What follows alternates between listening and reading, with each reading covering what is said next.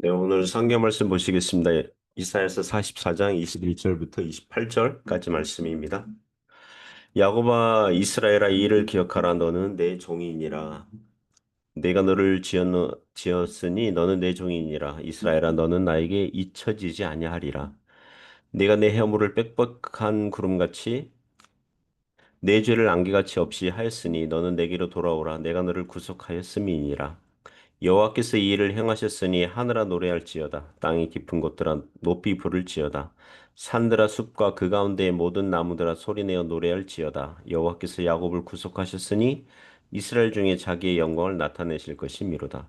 내 구속자여 모태에서 너를 지은 나 여호와가 이같이 말하노라. 나는 만물을 지은 여호와라. 홀로 하늘을 폈으며 나와 함께한 자 없이 땅을 펼쳤고 헛된 말을 하는 자들이 징표를 패하며 점치는 자들을 미치게 하며 지혜로운 자들을 물리쳐 그들의 지식을 어리석게 하며 그의 종의 말을 세워주며 그의 사자들의 계획을 성취하게 하며 예루살렘에 대하여는 이르기를 거기에 사람이 살리라 하며 유다 성읍들에 대하여는 중건될 것이라. 내가 그 황폐한 곳들을 복구시키리라 하며 기품에 대하여는 이르기를 마르라. 내가 내 강물들을 마르게 하리라 하며 고레스에 대하여는 이르기를 내 목자라. 그가 나의 모든 기쁨을 성취하리라 하며 예루살렘에 대하여는 이르기를 중건되리라 하며 성전에 대하여는 내 기초가 놓여지리라 하는 자니라. 네, 네, 오늘 창조주와 구속주이신 하나님, 창조주와 구속주이신 하나님, 이런 제목으로 하나님 말씀 증거하겠습니다.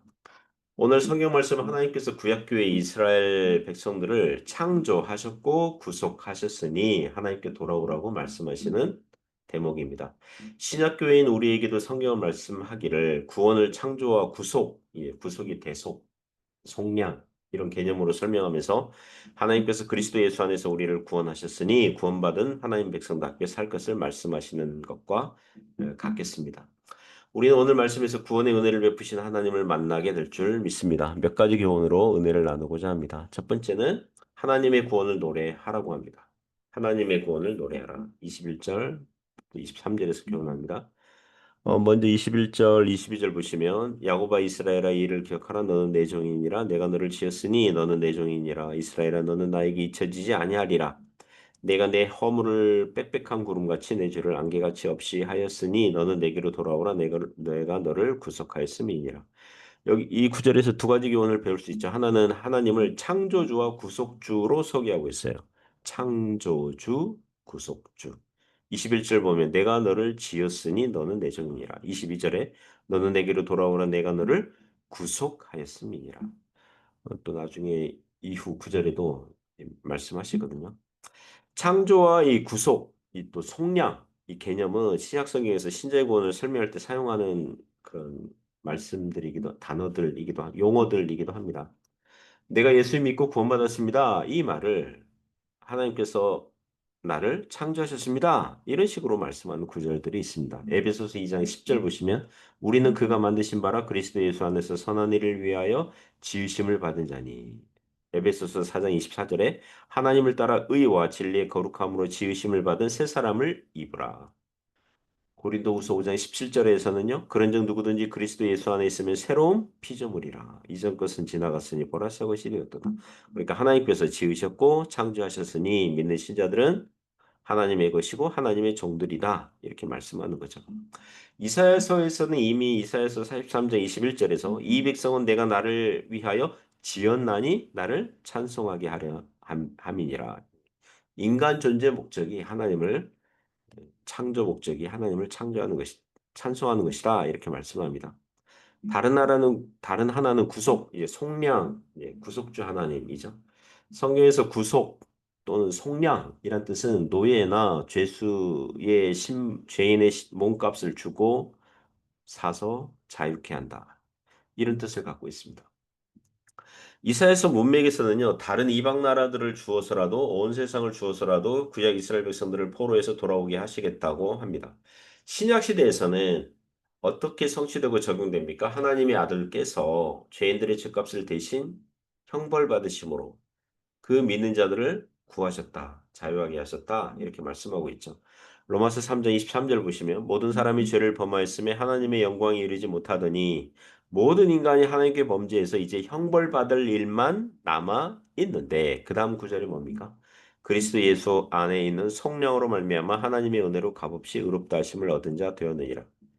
완전히 이제 뭐라 그럴까요? 완전히 전환되는 거죠. 예수님께서 믿는 신자들을 대신하여 죄의 삭은 사망이라는 값을 대신 치르심으로 믿는 자들을 의롭다고 여김 받도록 하셨다는 것입니다.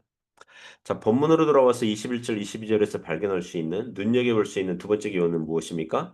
구약 백성들이 회개해야 구원하신다는 게 아니라 이미 구원하셨으니 회개하라는 그런 순서입니다. 특별히 22절 보시면 내가 내 허물을 빽빽한 구름같이, 이 빽빽한 구름이 무엇입니까? 오늘 뭐 비가 뭐 엄청 막 아침 일찍부터 쏟아지더라고요.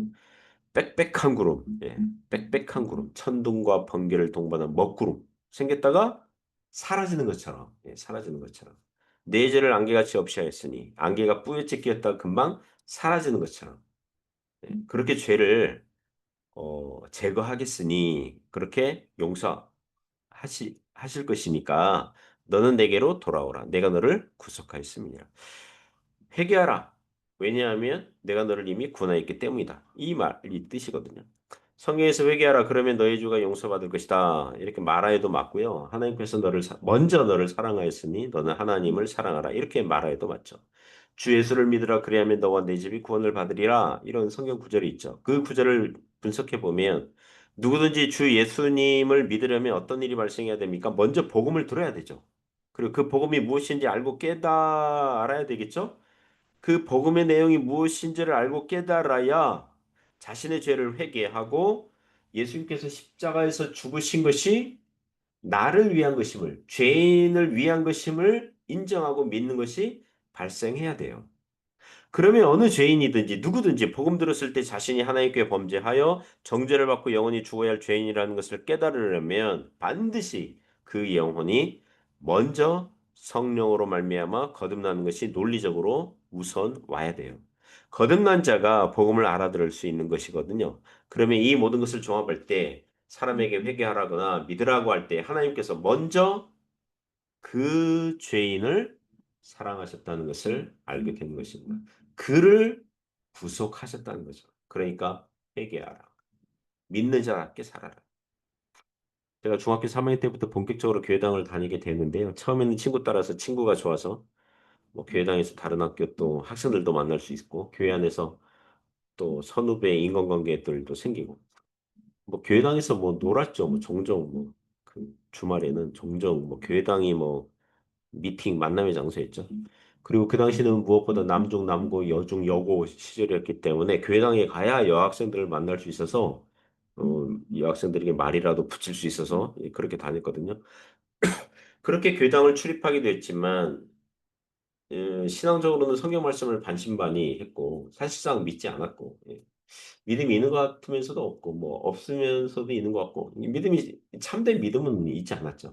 그러다가 20살이 되어서야 수련회 참석했다고 은혜 받아서 믿게 되었는데요. 예수님을 구세주로 영접할 때 그때 뭘 알고 깨닫게 됐냐면 하나님께서 먼저 나를 사랑하셨구나. 내가 믿지 아니할 때조차도 하나님께서 은혜를 베푸시고 인도하시고 그렇게 기다리셨구나. 어, 나에 대해서 오래 참고 기다리셨구나. 나를 사랑하시고 나를 구원하신 것을 뒤늦게 회심할 때에서야 비로소 확인하게 되었다고 말할 수 있습니다.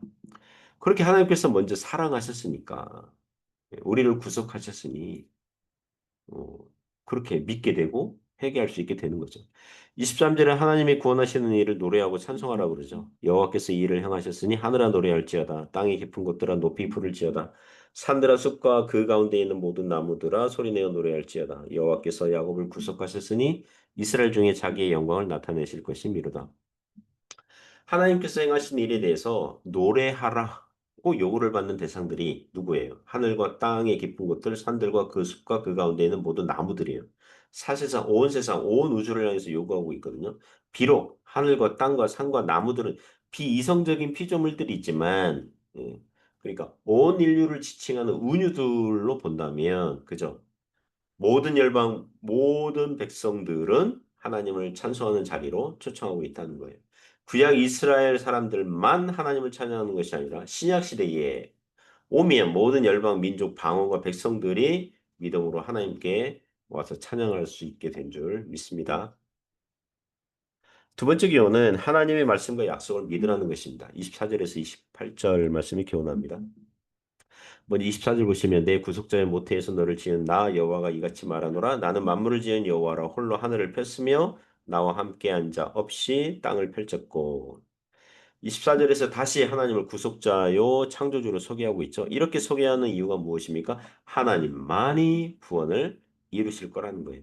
25절 보시면 헛된 말을 하는 자들의 징표를 패하며 점치는 자들을 미치게 하며 지혜로운 자들을 물리쳐 그들의 지식을 어리석게 하며 여기 25절에 이 헛된 말을 하는 자들, 점치는 자들, 지혜로운 자들은 모두 이 우상 숭배자들이에요. 그 앞에 언급한 그 무당이나 점쟁이 하는 말들은 모두 헛된 말들이라는 거죠.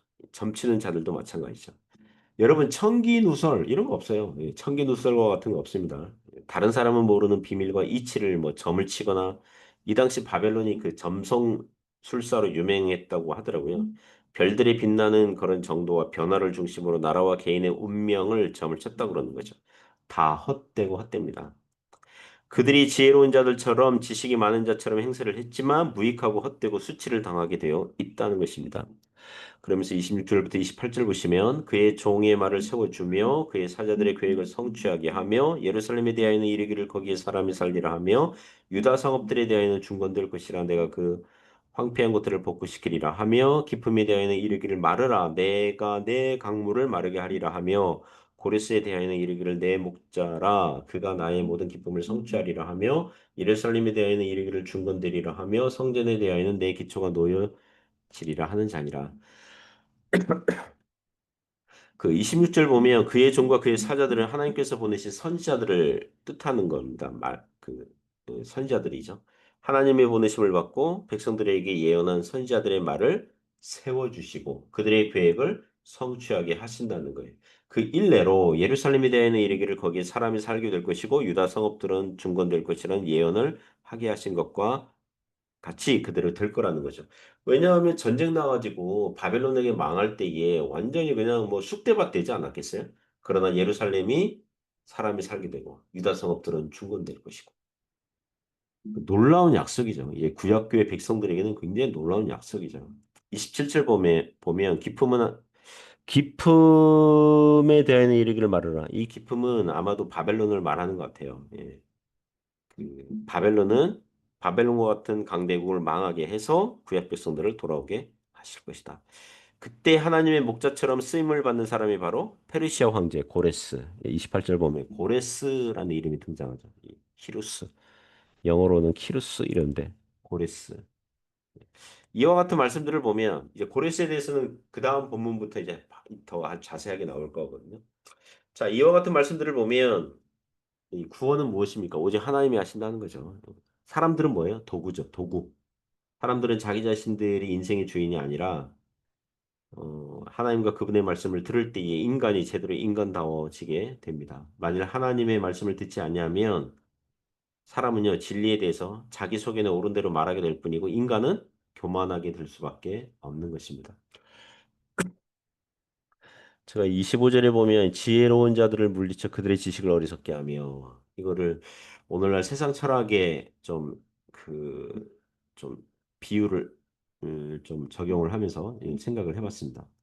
세상 철학에서 근대 철학에서 굉장히 유명한 명제가 17세기 합리주의자 프랑스의 데카르트가 이런 말을 했거든요. 나는 생각한다, 고로 존재한다. 여기서 생각한다는 건 의심한다는 거죠. 의심해 본다. 모든 사물의 존재를 의심해 본다. 어떻게 그 사물의 존재를 확신할 수 있는가? 이렇게 질문들을 막 던져보는 거죠. 그랬더니 아무것도 사물의 존재를 확신할 수 없는 거예요.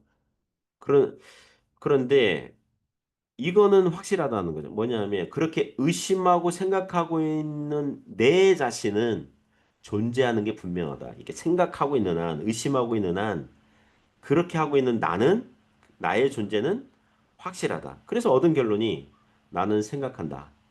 실제로는 나는 의심한다. 고로 존재한다. 왜? 내가 지금 생각하고 있으니까. 그러므로 이 근대 철학 왜 이 말씀드리냐면 근대 세상 철학의 핵심은 더 이상 성경 계시가 필요 없고 하나님의 말씀 듣지 않고도 인간 스스로 자신의 이성적으로 의심해보고 생각하여 결론을 낼 수 있다. 이렇게 선언하고 이 주장한 셈이거든요. 물론 데카르트는 이 카톨릭 수사였지만 뭐 하나님은 하나님의 존재도 의심한다 이렇게 얘기하진 않았지만 그 이후에 이 세상 철학의 논리적인 귀결은 인간이 자기 이성적으로 생각하고 의심하여 결론을 낼 수 있다. 이렇게 가는 거죠. 나중에 임마누엘 칸트, 이 독일 철학자죠. 그러니까 순수 이성 비판에서 인간 이성이 초월적인 영역에 있는 신의 존재가 있다느니 없다느니 말할 수 없다. 왜냐하면 인간의 이성의 기능에는 보이지 않고 경험할 수 없는 초월적인 영역에 있는 신의 존재를 인식할 수 있는 기능이 없기 때문에 그러므로 더 이상 뭐 신이 있다느니 없다느니 말하지 말자 뭐 이런 주장을 순수 이성 비판, 이성의 약점을 인정하자 뭐 이제 그런 주장은 결국 신의 존재를 인간은 알 수 없다는 논리적 귀결로 가는 거거든요.